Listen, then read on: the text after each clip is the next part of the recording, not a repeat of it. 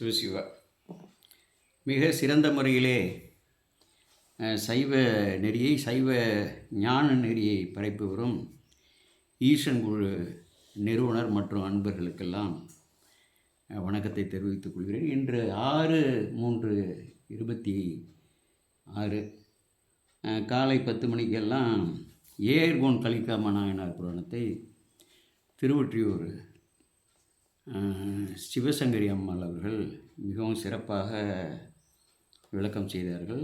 அதாவது 217வது பாடலிலிருந்து அந்த முன்னோட்டங்கள்லாம் மிகவும் சிறப்பாக சொன்னார்கள். ஒரு பதத்துக்கோ ஒரு தொடருக்கோ ஒரு அடிக்கோ கூட விட்டு போகாமல் மிகவும் சிறப்பாக தொகுத்து சொன்னது ஒரு மிக மிக மகிழ்ச்சி. அதாவது ஈன்ற பொழுதின் பெரிதுவக்கும் என்று சொல்வார்கள் அல்லவா, அந்த அளவுக்கு ஒரு மகிழ்ச்சியை அளிப்பதாக இருக்குது. ஏனென்றால் அடுத்த ஒரு 20-25 ஆண்டுகளுக்கு அந்த ஞான நெறியை பரப்புவதற்கு உள்ளது உள்ளபடி சொல்லக்கூடிய அந்த நிலையை ஏறிய ஒருவரை பாராட்டுவது சிறப்புடையது. 217வது பாடலில் அணங்கேயாகும் இவள் செய்கை அறிந்தோர் பேச அஞ்சுகிறார். இதெல்லாம் பண்பு நலன்களை சங்கிலியாரோட பண்பு நலன்களை கொஞ்சம் கொஞ்சமாக கொண்டு வர்றார். முன்னாடியே நிறைய சொல்லியிருக்காரு. வணங்கும் ஈசர் திறனன்றி திறமன்றி வார்த்தை அறியால் மற்றொன்றும். இது அவளுடைய ஒரு தெய்வ வழிபாடு கோட்பாட்டோட சிறப்பு. நாம் எல்லாம் அந்த நிலையை எய்த வேண்டும் என்பதற்காக இப்படிப்பட்ட வரலாறுகள் படைக்கப்படுகின்றன. இப்படி இப்படிப்பட்ட ஒரு குணம் இவளுக்கு எப்படி வந்திருக்குன்னா, ஆச்சாரியர்கள் நமக்கு வேதத்தை எடுத்து தமிழில் உரைச்சிருக்கிறாங்க. இப்போ ஞானசம்பந்தரே நின்றியூரில் உரையும் இறை அல்லது எனது உள்ளம் உணராதே வேறு யாரையும் உணராதுங்கிறார். அதான் சொல்கிறாங்க, வணங்கும் ஈசர் திறமன்றி வார்த்தை அறியாள். இறைவனை தவிர வேறு எதுவுமே பேச மாட்டான்னு சொல்கிறாங்க, எதையுமே தெரியாதுன்னு சொல்கிறாங்க. இறைவனை தவிர வேறு அவளுடைய வாழ்க்கையே இறைவனை சூழலாக அமைந்திருப்பது தான். இப்போ நாங்கள்லாம் இந்த திருப்பணியை இந்த பணிகளை தொடர்ந்து பல்முக பணிகளை செய்து வருவதால் ஈசனை சுற்றி சுற்றி தான் அந்த வாழ்க்கை சிந்தனைகள்லாம் போயிட்டுருக்கு. அது முதல் திருமுறை 18வது பதிகம் 3வது பாடல். பெற்றமரும் பெருமானை அல்லால் பேசுவது மற்றோர் பேச்சிலோமே. இது முதல் திருமுறை 5வது பதிகம் 8வது பாடல். இதெல்லாம் ஞானசம்பந்த பெருமான் ஓ என் சிந்தை ஒருவரே என்று சொல்லி திருப்பாற்றுரையில் பாடியிருப்பார். 1வது திருமுறை 51வது பதிகம் 4வது பாடல். அப்புறம் நாவரசர் ஒல்லியன் இவரன்றி மற்ற இல்லை என்று உள்கி உள்கி உகந்திருந்தேன். உள்ளத்தில் இவரை தவிர யாருமே ஒளியை படைத்தவர் இறைவன் யாரும் இல்லை என்று உள்கின்னா உள்ளத்திலே நினச்சி உகந்திருந்தேன். 5ஆம் திருமுறை 50வது பதிகம் 5வது பாடல். அடுத்தது நம்பியார் வழிக்கு வீழினும் திருப்பெயரல்லால் மற்று நான் அறியேன். வேறு தவறி கீழே விழுந்தால் கூட சரி, அந்த பெருமானுடைய நாமத்தை சிவாய நமன்னு தான் எனக்கு வரும்னு சொல்கிறாரு. நமக்கே ஒரு திடீர்னு அடிபட்டுதுன்னா நமச்சிவாயன்னு வரும். இப்போ நம்ம இந்த வகுப்பில் பயின்று கொண்டு இருக்கிறோம் இல்லையா, நமக்கு இந்த மந்திரம் தானாகவே வரும். மனம் என கதறியும் பதறியும் மற்றொரு தெய்வம் கனவிலும் நினையாது. கனவுல கூட மற்ற தெய்வங்கள் அந்த ஓரிரை கோட்பாட்டு அந்த தன்மை தான் சொல்கிறேன். இந்த தொடர்களை எல்லாம் நம்ம என்ன பண்ணணும், இப்போ திருவாசகத்தை சொல்கிறோம்னா பொருள் சொல்கிறோம்னா ஏனைய ஆச்சாரியர்களுடைய தொடர் சொல்லணும். இதுபோல் பெரிய புராணம் போல் உள்ள இடங்களில் அது கேட்கக்கூடியவர்களுக்கு அந்த திருமுறைகளில் ஒரு ஆர்வத்தை ஏற்படுத்தும். ஏன்னா இந்த நிலையை தான் இவ எழுதியிருக்கிறார். எழுதியிருக்கரிய நிலை இந்த நிலை சாதாரண நிலையில் வணங்கும் ஈசன் திறமன்றி வார்த்தையை அறியால் மற்றொன்றும் என்று சொல்லி அதுபோல் குணமே அதுதான்னு சொல்லி அற்புதமாக பாடுறாரு. இப்போ 218 பன்னார் மொழி சங்கிலியாரை என்று சொல்கிறார்கள். இது பண்ணின் நேர்மொழியால் உமை பங்கரோ என்று அப்பர் பெருமானங்கை மறைக்காட்டில் விழித்து சொல்லியிருப்பார். அதாவது பன்மயத்த பறவைக்கும் பன்மயத்த மொழிப்பறவை சங்கிலிக்கும் எனக்கும் பன்மயத்த மொழிப்பறவை சங்கிலிக்கும் எனக்கும் பற்றாய பெருமானே மற்ற ஆரை உடையன்னு சொல்லி திருநாகை காரணத்தில் சுந்தரமூர்த்தி சாமிகள் அந்த தொடர்களை தான் அப்படியே எடுத்து அம்பிகைக்கே இயற்றிய தொடர்கள். அதை இதுபோல் உயர்ந்த நிலையில் உள்ள அடியார்களுக்கு ஏற்றி அகமகிழ்பவர் நமது சேர்க்கிறார். அதனால தான் பன்னார் மொழி அப்படின்னு சொல்லி பாடியிருக்காரு. அடுத்தது அந்த பாட்டிலே செல்கதியும் கண்ணார் முதலார் திரு அருளால் ஆகி. என்ன முடிவு பண்ணுறாங்க?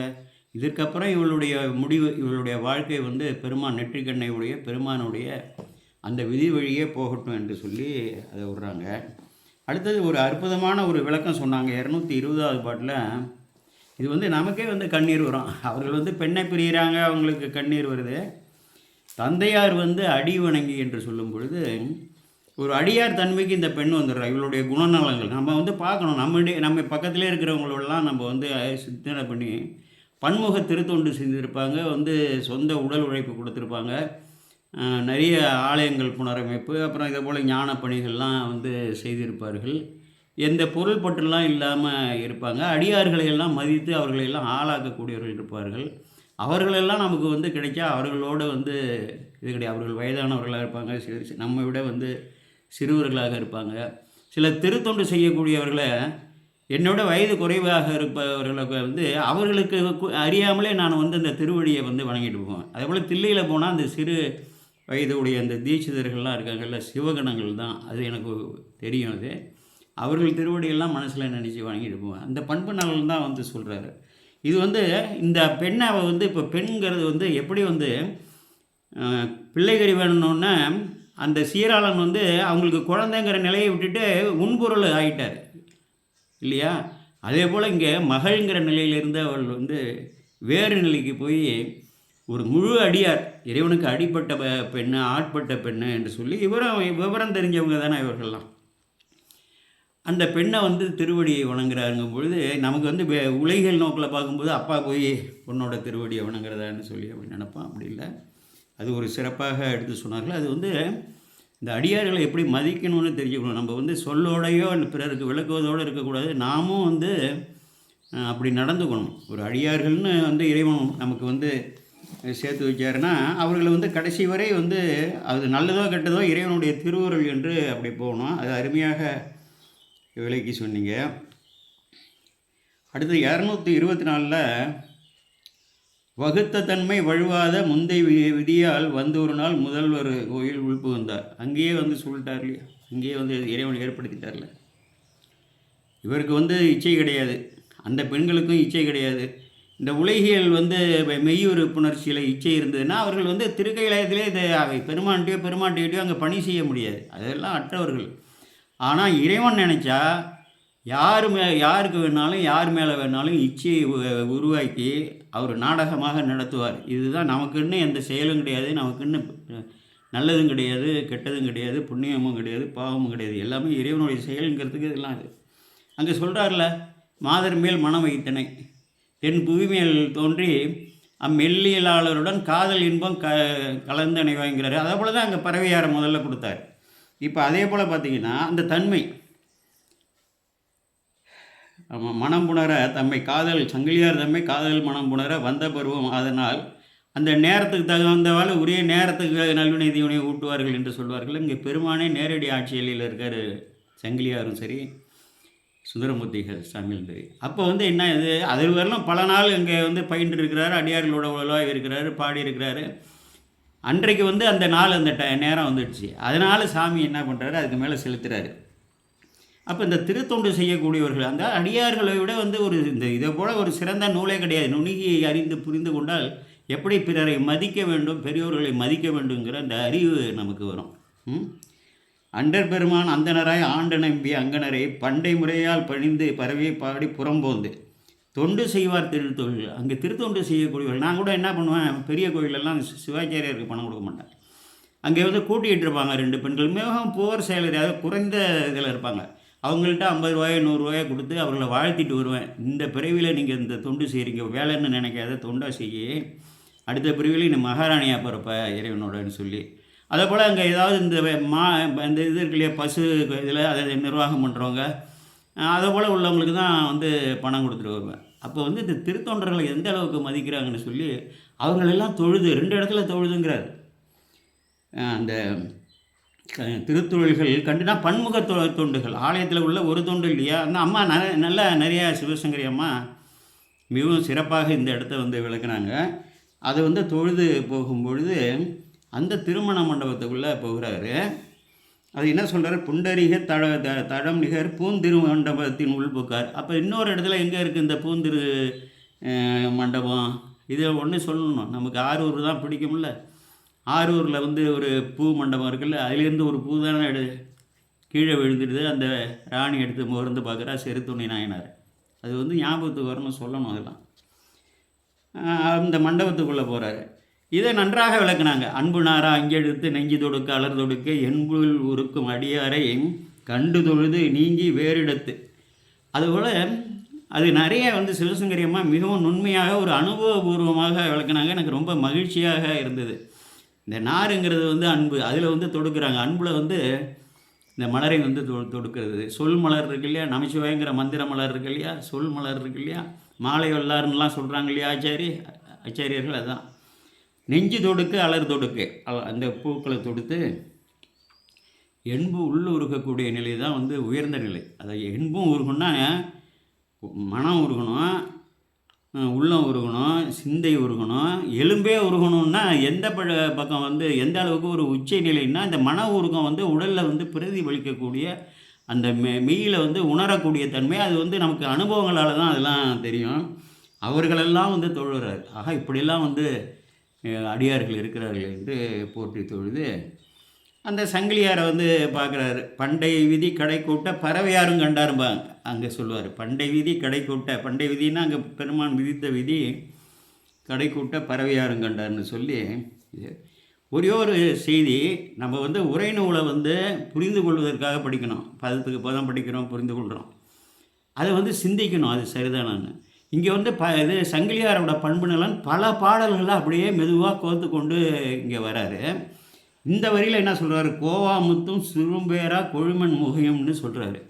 அந்த புறநலன் இருக்கு இல்லையா, புற எழில் நலன் இருக்குல்ல, ஒரு பெண்ணுடைய புற எழில் நலனை மட்டும்தான் இங்கே சொல்லப்படுகிறது. இதுக்கு போய் கோவாமுத்துன்னா அவளை எவ்வளோ தொடலை, சுரும்பேரான்னா எப்படி வண்டுகள்லாம் வந்து மொய்க்குமோ அதே போல் யாரும் வந்து அவளை தொடலை மொய்க்கலை அப்படின்னு சொல்கிறது, இதை விட வந்து கேரக்டர் அசசினேஷன்பாங்கள்ல, இதை விட ஒரு இழிவு கிடையாது. ஒரு ஒரு சங்கிலியாரை வந்து இழித்து பேசுவதற்கு இதை விட ஒரு இழிந்த இதே கிடையாது. அவர் தவறாக எழுதியிருக்காரு, நம்ம சிந்திக்கணும்ல. உரைநூலை வந்து படிக்கணும். படிச்சுட்டு அப்படியே வந்து உட்காந்து நம்ம பல பல பல பதிகங்களை எல்லாம் படிச்சிருக்கோம், புராணங்களை படிச்சிருக்கோம், சாஸ்திரங்களை படித்தோம், சிந்தித்து இந்த கருத்து கொண்டு வரணும். அழகாக இந்த பொண்ணு எப்படி அழகாக இருக்காங்கிறது புற எழில் மட்டும்தான் இங்கே சொல்லப்படுகிறதே ஒழிய இதற்கு ஓமையாக இப்படி போய் வந்து ஒரு தாழ்ந்த ஓமையை வந்து எடுக்கக்கூடாது.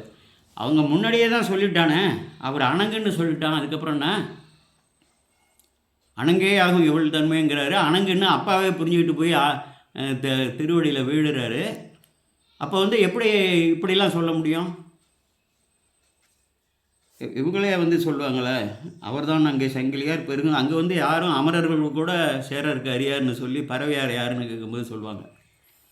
அப்படிப்பட்ட ஒரு உயர்ந்த பண்புணலன் கோவாமுத்தும் சுரும்பேரா கொழுமன் முகியம் அணையாரேன்னு சொல்லி அந்த பெண் அணையாரேன்னு அதை போலன்னு சொல்கிறாருங்க. அதுக்கப்புறம் எப்படி நீங்கள் வந்து வேறு பொருள் எடுக்கிறீங்க? அவர் அப்படி எழுதியிருக்காருன்னா அது வந்து ஏற்றுக்கொள்ளக்கூடியதாக. பெரிய பெரிய அவர்கள்லாம் தடுமாறி இருக்காங்க. நான் 100 இடத்துல வந்து எடுத்து சொல்கிறேன். ஒரே வந்து அதாவது சேக்கிழார் வந்து என்ன கருதுகிறாரோ அதை நீ சொல்லணும். வேறு கற்பனை பண்ணி சொல்கிறதுக்கு நமக்கு என்ன அதிகாரம் இருக்குது? அப்படிலாம் நிறைய உரையாசிரியர் பண்ணியிருக்காங்க. அவர்கள் செய்திருக்கக்கூடிய திருத்தொண்டுக்கு எல்லையே கிடையாது. நான் செஞ்சாலும் ஒரு பிழை வரும், அதே போல் ஒரு பிழைன்னு நம்ம எடுத்துகிட்டு போனோம். அவர்கள் இடித்து பேசுவதாக நம்ம எடுத்துக்கொள்ளக்கூடாது. அப்போ என்ன செய்கிறாருன்னா, அடுத்த பாட்டு அப்புறம் பக்கத்தில் உள்ளவங்கள்ட்டலாம் கேட்குறாங்க ஒரு இதான்ட்டு. இவருக்கு வந்து நினைவு இருக்குது. யார் சுந்தரமூர்த்தி சாமிகளுக்கு பறவையாரை திருமணம் பண்ணோன்னே அந்த பழைய நினைவுகள் ஓரளவு அப்படியே வந்துடுது. சங்கிலியாருக்கு தெரியாது. ஆனால் இயல்பாகவே அவ உள்ளத்தில் வந்து அம்பிகைக்கிட்ட வந்து பணி செய்தோங்கிறது தெரியாது. ஆனால் பணி செய்த உணர்வு, அந்த பயிற்சி இருக்குது பாருங்கள், அது வந்து இங்கே செயல்பாட்டுக்கு வருது. அங்கே நம்ம வந்து பணி செய்தோங்கிறது அந்த அம்மாவுக்கு தெரியாது, இவருக்கு தெரியும். அப்போ தான் வந்து இவர் அப்படி மருண்டு போயிடுறாருன்னு சொல்லி சொல்கிறாங்க. அங்கே சொல்கிறார்ல, அந்த இதில் வந்து அந்தமில் சீர அணிந்திதை ஆய்குழல் கந்தமாலை கமலினி என்பவர் கொந்து கொண்ட திருமலர் கொய்யுழி வந்து வானவர் ஈசர் அருள்னு சொல்லுவார். அங்கே வந்து கந்தமாலை கமலினின்னு பறவையார் சொல்லுவார். இங்கே இந்த பாடலில் வந்து என்ன பண்ணுவார், கந்தமாலை இந்த சங்கிலியார்னு ஒரு இடத்துல அப்படி வருது.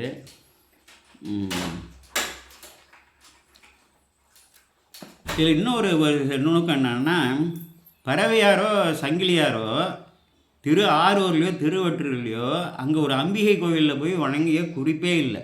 அப்போ வந்து அதை போல் கோயிலே இல்லாமல் இருக்க. நன்றாக இதெல்லாம் நுணுகி ஆராய்பவர்களுக்கு தான் தெரியும். பறையார் வந்து சாமி கோயிலில் போயிட்டு அம்பாள் கோயிலுக்கு போனார், திருவொற்றியூரில் வந்து சாமியை வணங்கிட்டு அம்பிகை கோயிலுக்கு போனார்னா, அப்போ இந்த கோயில்களே இல்லாமல் இருந்திருக்கலாம். ஏன்னா இவர்களும் போய் பாடல இல்லையா, அதனால் வந்து நம்ம அப்படி அதை வந்து கருத்தில் கொள்ளலாம்.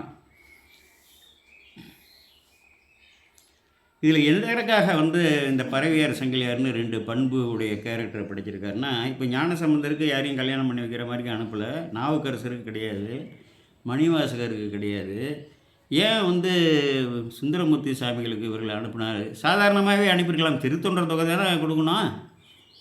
சாமி நீ போய் திருத்தொண்டர் தொகையை வந்து படையின்னு சொன்னார்னு சொன்னீங்க, அது இல்லை, அவர் சொல்லலைங்க. நீ போய் இந்த தென்புவி மேல் வந்து நீ பெறன்னு தான் சொன்னார் ஒழிஞ்சு, அதுக்கு மேலே அவரை செலுத்தி கொண்டு போய் அங்கே அந்த தொண்டர் தொகையை படைக்க வைக்கிறாரு. அவர் இவங்களை திருமணம் இல்லாமல் வந்து அங்கே சுந்தரமூர்த்தி சாமிகளை இங்கே பூமிக்கு அனுப்பி திருத்தொண்டர் தொகை படைத்திருக்க முடியாதா? ஏன்னா இவரோடு 2 பண்பு நலனுடைய ஒரு பெண்மணிகளை வந்து அனுப்புகிறாரு அப்படின்னு சொன்னால், வாழ்க்கையில் எப்படி இருக்கணும்? ஒரு அடியாருக்கு மனைவியாக வாய்க்கப்படுறதுன்னா, நீ பல காலம் பக்தியினால் வழிபட்டு பல காலம் தவம் செய்தால்தான் அது வந்து கிடைக்கும். அவர்கள் வந்து அவர்கிட்ட எந்த அளவுக்கு ஒரு பண்போடு பழகுகிறார்கள், வாழ்கிறார்கள், இறைவன் மீது எந்த அளவுக்கு உச்சபட்ச அதிக அளவான வந்து ஆழ்ந்த பக்தியை வைத்திருக்கிறார்கள், இதெல்லாம் வந்து விளக்கிறதுக்காகங்கிறது தான் வந்து புரிந்து கொள்ள வேண்டும். அதனால தான் அவங்க 2 பேருடைய இது 2 பேரையும் நீங்கள் ஊன்றி பார்த்தால் தெரியும். அவர்கள் வந்து எப்படி சுந்தரமூர்த்தி சாமிகள்கிட்ட வந்து அணுகி அந்த பண்புகளோடு நடந்து இருக்காங்கன்னு சொல்லி, ஒரு செயல்பாட்டுக்கு பின்னாலே வந்து வரக்கூடிய பெண்மணிகள்லாம் வந்து பற்றி பிடித்து இறைவனை நோக்கி செல்வதற்காக அது. அப்புறம் இல்லற நெறி ஏற்ற நெறி தான். இப்போ வந்து ஞானசம்பந்தர் என்ன சொல்லிட்டாரு? எனக்கு திருமணம் வேண்டான்ட்டார். ஏன்னா அதுக்கு மேலே அவர் போயிட்டார், அந்த இதே இல்லாமல் போயிட்டார். நாவுக்கரசரும் அந்த நிலை போயிட்டார். ஞானசம்பந்தருக்கு திருமணம் செய்ய முயற்சி பண்ணும்போது முடியாதுங்கிறார். இவர்கள் வந்து நீங்கள் வேதியனாக இருக்கீங்க, நீங்கள் ஒரு கன்னியை கல்யாணம் பண்ணிட்டு தான் செய்யக்கூடிய சடங்குகள் இருக்குது. அவங்களோட கருத்து என்னென்னா, நீங்களே வந்து இதை மறுத்துட்டிங்கன்னா பின்னால் வரக்கூடியவங்களாம் என்ன சொல்லுவான்? ஞானசம்பந்தரை திருமணம் பண்ணிக்கலன்னு சொல்லுவான். இதெல்லாம் இருக்கு இல்லையா? இதெல்லாம் உள்கருத்தாக நாம் எடுத்துக்கொள்ள வேண்டும். அதற்காக செய்கிறாரு. கடைசியில் இவரோட திருமணம் வந்து செய்யக்கூடிய நிலை வந்துவிட்டதே, அந்தமிழ் சீர் பெருமானுடைய திருவடியை சேருவேன்னு சொல்லி அங்கே போயிடுறார். இப்போ இவருக்கு எதுக்கு வந்து பண்ணி அனுப்பியிருக்காருன்னா, இதுதான் காரணம். எப்படி வந்து வாழ வேண்டும், உலகியலில் வந்து பெண்கள் எப்படி வந்து பண்பு நலனோடு வந்து பண்ணி இந்த ஓரிரை கோட்பாட்டில் தலை நின்று சாமிகிட்ட பேசுவாங்க. இப்போ இது தாங்க முடியாமல் சுந்தரமூர்த்தி சாமிகளை பார்த்துட்டு வந்தோன்னே சாமிகிட்டே கேட்பாங்க, தேரும் கொடியும் மிடையும் உடைய திருவாரூரீர், என்னை வந்து இப்படி தான் நீங்கள் வந்து நடத்துவீங்களா? நான் உன்னுடைய அடியால் நான் இப்படி வந்து படும் துன்பம் நியாயம்தானான்னு சொல்லி அதே போல் இந்த அம்மா பேசுவாங்க. அவன் வந்து உன்னை என்பால் இறந்தான், என்பால் அன்பன், அவனுக்கு உனக்கு அவனோடு மனம்னு மறுத்தே பேச முடியாது. மறுத்து பேசவே இல்லை. ஆனால் என்ன சொல்கிறாங்க? உரிமையோட சாமி நீங்கள் வந்து சொல்வதற்கு நான் வந்து ஆணைக்கு கட்டுப்பட்டுவேன். ஆனால் அவர் வந்து ஆரூரில் அவர் வந்து அனுபவித்திருக்கிறாருன்னு ஒரு கருத்தை எடுத்து சொல்கிறாங்களா. இது போல் இறைவனோட பேசக்கூடிய நிலை நமக்கெல்லாம் வரணும். அதற்காக தான் இந்த பாத்திரங்கள்லாம் படைக்கப்படுகிறது.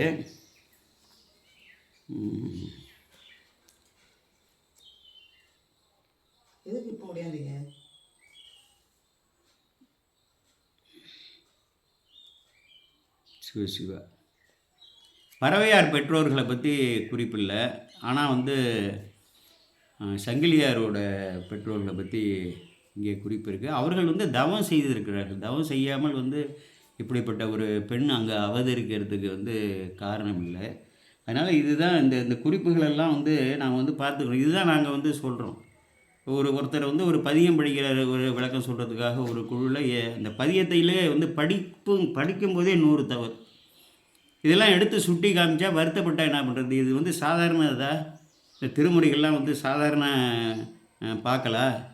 கண்ணதாசனும் வாலியும் இவனும் எழுதிட்டு போகிற பாடல்களா? பெருமானே வந்து வெளிப்படுத்தி நீ படிக்கும்போதே தப்பாக படிச்சுட்டு 100 தவறு அந்த வீடியோவில். நீங்களே பாருங்க, நான் என்னங்க இப்படி வந்து படிச்சுக்கிட்டு போகிறீங்களே, நாங்கள் எங்கள் நேரத்தை வேறு கொன்னுட்டீங்களே, 100 தவறு இருக்குது பாருங்க. அதில் தவறாக படிச்சுட்டு எந்த சொற்பதத்தை மாற்றி படித்தாரோ அதுக்கு தகுந்தாப்புல பொருள் சொல்லிட்டு எப்படியோ போனால் போதும் அப்படின்ட்டு போகிறாங்க. சொன்னால் வந்து வருத்தப்படுறாங்க.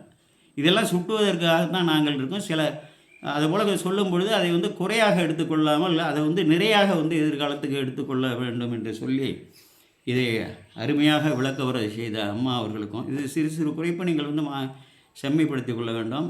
இதை நடத்தக்கூடிய அம்மா அவர்களுக்கும் இதில் பங்கேற்கக்கூடிய பலகாலம் தவறு செய்தால்தான் இப்படிப்பட்ட ஒரு ஞான பூஜையில் வந்து நான் வந்து இணைய முடியும். அப்படிப்பட்ட அனைவருக்கும் எல்லா இறைநலன்களும் இறைவன் அருள வேண்டும் என்று இறங்கி கோமல் சேகராகி நான் விடைபெறுகிறேன். வணக்கம். சிவாய நம.